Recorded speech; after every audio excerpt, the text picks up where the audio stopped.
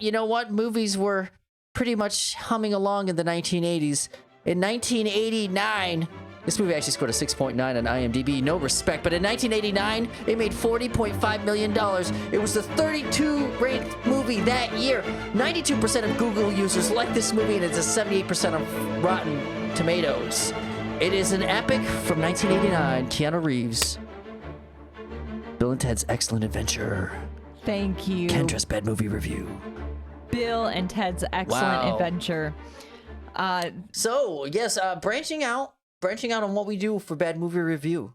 Well, as we discussed last week, the first rule in Bad Movie Review is that it has to be a movie that I have not seen. Yeah, I like that movie. So I like that rule. We went with Bill and Ted's Excellent Adventure. Mm-hmm. So this is a classic dude movie, I would say. I was skeptical going into it because you see on the surface how like, dude, where my car it is. So it seems very just like very superficial. It seems very like there's no depth or anything like that. But when you really start to watch the movie and you kind of hear a little bit about the philosophy of Bill and Ted's Excellent Adventure, which is be excellent to one another. That is their philosophy.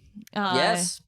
It does have a nice little tone. It's got a nice campy, genuine feel to it. Yeah, so explain the story real quick for those of you who don't know. It's about two guys that want to... Bill and Ted, obviously. Now, Ted, his dad is a little bit more straight edge, so Ted's dad says that if they fail this history test tomorrow, then Ted's going to go to military boot camp. Now, they can't let that happen because if Ted goes to military boot camp, they're not going to be able to continue to be in their band together. That's right. So the Wild Stallions band. The Wild Stallions. So what happens is in the future, this guy named Rufus, who's part of like the perfect society where like they figured out world peace and everything because of the band from Bill and Ted. Rufus played by George Carlin. Yeah. Which he does a great job as Rufus.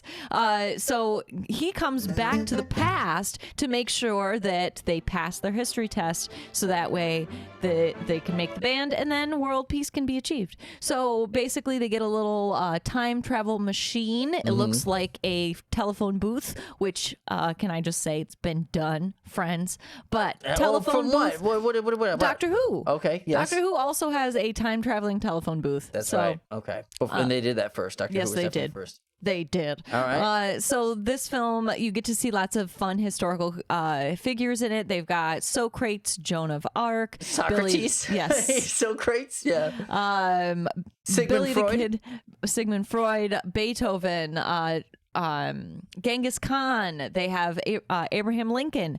So it's got like all of these fun characters together. None of the famous like the historical figures are too bothered by the time traveling, which I like because it gets to kind of move the plot along instead of like worrying about how the time traveling works. Yeah. Well, can I take a moment? We talked about Abraham Lincoln yesterday. Let's go to a famous scene of Abraham Lincoln. We talked about it last week about how his voice is really high. Yeah, he's got a high voice up here. Like the boatswain whistle. Let's see if they got the voice right here. Abraham Lincoln in Bill and Ted's Excellent Adventure. Hi, what's your name? Abraham Lincoln. Now that's Lincoln. I know how to spell Lincoln. What's your birthday, Mr. Lincoln? February 12th, 1809. Lincoln. Yeah. So anyway, I rewound it a little bit, but that's from that's a pretty good scene. So I would say that the deliberateness of Lincoln's words are spot on, but it's too low. Okay. It's too low for Kendra. She will not. She doesn't like that. No, that's not authentic Lincoln. Now that we know, we know. I'm gonna clear the board for you, Kendra. I'm going to clear the board of Starship Troopers. Now, it's been a while. We had 4 Starship Troopers last week, I do believe. We ranked pretty high, but Bill and Ted's Excellent Adventure, 1 Starship Trooper rating. Do we have one? Yes, Bill and Ted's Excellent Adventure gets at least 1 Starship Trooper. Of course, Out Bill of 5. and Ted. Okay, so why? Well, Bill and Ted get those points for being just genuine dudes. Okay, all right. 2 stars. Genuine dudes. 2 stars, indeed. 2 stars. All right, give me another good quality about Bill and Ted. Well, they have a good, beyond their good philosophy.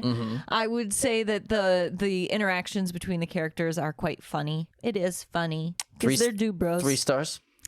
3 stars. Yeah, okay, we do have 3 stars. Okay, good. 3 stars because they got the nice variety of the historical figures, and because it was light and fun. You do like history. I do like history. Kendra, 4 stars? Yes, 4 Wow, stars. MPH making an appearance. 4 stars here. Why?